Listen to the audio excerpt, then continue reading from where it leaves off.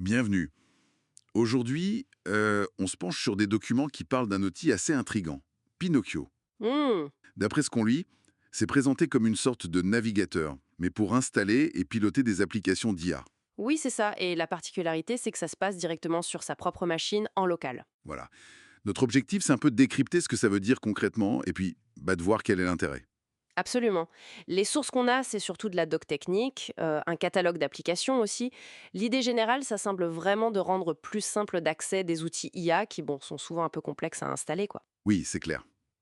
Et ce qui saute aux yeux tout de suite, c'est leur philosophie, local, gratuit et privé. Mhm. Ça sonne un peu comme un manifeste, presque, à contre-courant du tout cloud actuel. Tout à fait. L'idée que tout reste sur l'ordinateur, qu'il n'y ait pas de données qui partent sur des serveurs externes, c'est un argument qui peut peser aujourd'hui. Carrément. Et ils insistent sur le côté tout en un. Battery included, comme ils disent. Compatible Windows, Mac, Linux. Oui, sans avoir à installer des tonnes de trucs avant, c'est l'idée. Voilà. Et techniquement, un point important, c'est l'environnement isolé. Ah oui. C'est-à-dire, Tout ce que Pinocchio installe, ça va dans un dossier bien précis, le Pinocchio Home, avec une structure définie, tout ça. d'accord, pour pas mettre le bazar dans le reste du système. Hmm, exactement. Ça évite les conflits.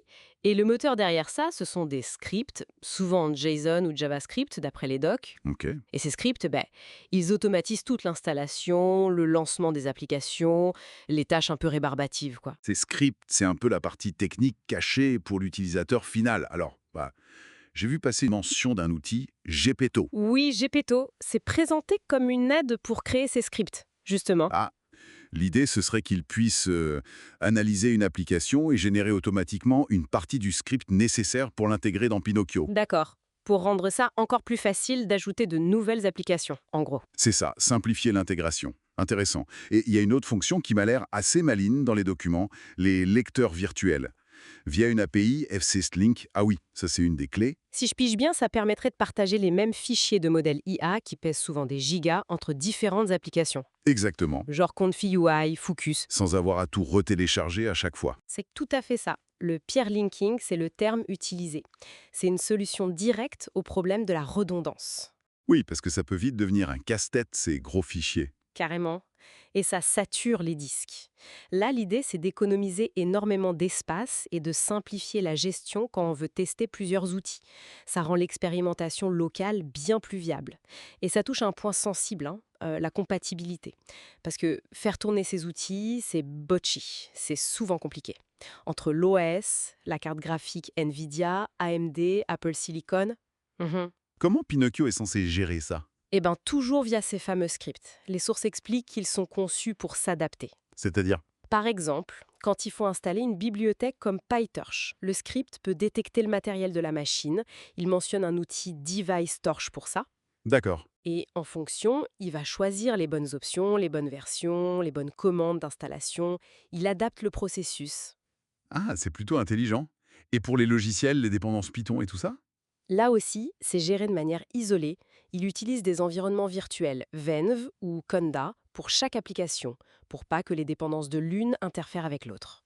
Attends, mais si chaque application a son propre environnement, euh, on retombe pas dans un problème de duplication, mais des logiciels cette fois. Bonne remarque, mais les documents mentionnent une autre astuce, le Venv linking.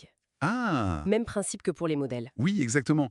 Pinocchio peut utiliser des liens symboliques pour que différents environnements virtuels partagent les mêmes paquets Python qui seraient identiques. D'accord, malin. Ça économise de l'espace tout en gardant l'isolation. C'est assez poussé quand même. Oui, c'est assez sophistiqué comme approche. Et l'interface elle-même, on peut la personnaliser un peu? J'ai vu des noms de fichiers comme pinocchio.js, pinocchio.meta.json. Oui, c'est ça. Ça permet d'ajuster l'apparence de l'application dans Pinocchio, de définir des raccourcis, et le fichier meta.json lui permet d'ajouter des infos sur l'appli, des liens utiles et même un fil d'actu basé sur des posts x.com par exemple. Ah ouais, pas mal. Ça montre une volonté d'aller au-delà de juste lancer l'application. Tout à fait. L'adapter aux besoins ou workflow des gens qui l'utilisent. Bon, alors, si on essaye de résumer un peu tout ça.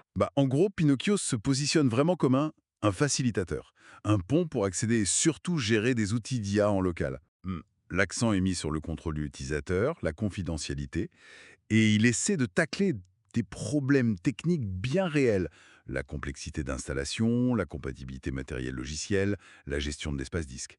grâce à l'automatisation par les scripts et ces astuces de liens virtuels. Voilà. Fondamentalement, l'approche, c'est de redonner la main à l'utilisateur final sur sa propre machine. Et en lisant tout ça, ça amène une réflexion, quand même. Si ce genre d'outil comme Pinocchio se démocratise vraiment, Mhm. s'il devient simple pour tout un chacun de faire tourner, d'orchestrer des IA assez costauds sur son ordi perso, quel impact ça pourrait avoir sur l'écosystème actuel de l'IA, qui est quand même très très dominé par les grosses plateformes cloud centralisées? C'est une excellente question de ce document.